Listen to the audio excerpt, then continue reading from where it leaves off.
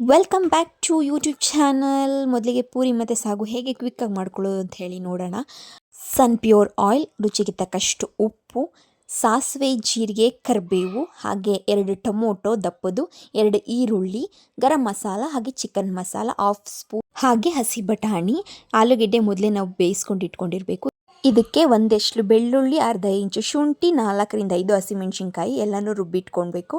ಮೊದಲಿಗೆ ಸ್ವಲ್ಪ ಎಣ್ಣೆ ಹಾಕಬೇಕು, ಪ್ಯಾನ್ ಕಾಯಿಸಿ ಅದಕ್ಕೆ ಸಾಸಿವೆ, ಜೀರಿಗೆ, ಕರಿಬೇವು ಎಲ್ಲನೂ ಹಾಕಿ ಚಟಪಟ ಅನ್ನೋ ಥರ ಬಿಡಬೇಕು. ಆಮೇಲೆ ಈರುಳ್ಳಿ ಹಾಕಿ ಚೆನ್ನಾಗಿ ಬಾಡಿಸ್ಕೋಬೇಕು. ಬಾಡಿಸ್ಕೊಳ್ಳಿಕ್ಕೆ ಸ್ವಲ್ಪ ಚೆನ್ನಾಗಿ ಬೇಯಬೇಕು ಅಂದರೆ ಯೂಶ್ವಲಿ ಉಪ್ಪು ಹಾಕಬೇಕು ಅಂತ ನಿಮಗೆಲ್ಲರಿಗೂ ಗೊತ್ತು.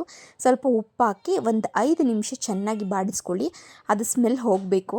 ಆಮೇಲೆ 2 ದಪ್ಪು ಟೊಮೊಟೊನ ಹೆಚ್ಚಿಕೊಂಡಿದ್ವಲ್ಲ ಅದನ್ನು ಅಷ್ಟೇ ಚೆನ್ನಾಗಿ ಬೇಯಿಸ್ಕೊಳ್ಳಿ.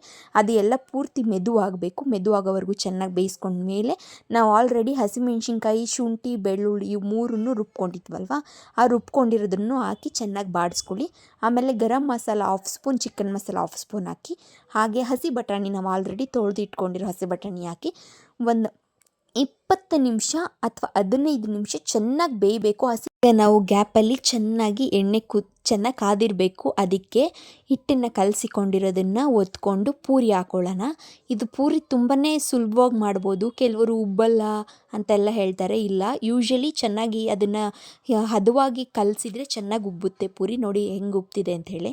ಸಪೋಸ್ ಎಣ್ಣೆ ಚೆನ್ನಾಗಿ ಕಾದಿಲ್ಲ ಅಂತ ಹೇಳಿದ್ರು, ಎಷ್ಟೇ ಚೆನ್ನಾಗಿ ಹದವಾಗಿ ನಾವು ಹಿಟ್ಟು ಕಲಸಿದ್ರು ಕೂಡ ಪೂರಿ ಉಬ್ಬಲ್ಲ. ಹಿಟ್ಟನ್ನು ಕೂಡ ಚೆನ್ನಾಗಿ ಹದವಾಗಿ ಕಲಸಿರಬೇಕು, ಜೊತೆಗೆ ಎಣ್ಣೆನೂ ಕೂಡ ಚೆನ್ನಾಗಿ ಕಾದಿರಬೇಕು. ಆವಾಗ ಮಾತ್ರ ಪೂರಿ ಚೆನ್ನಾಗಿ ಉಬ್ಬೋದಕ್ಕೆ ಸಾಧ್ಯ.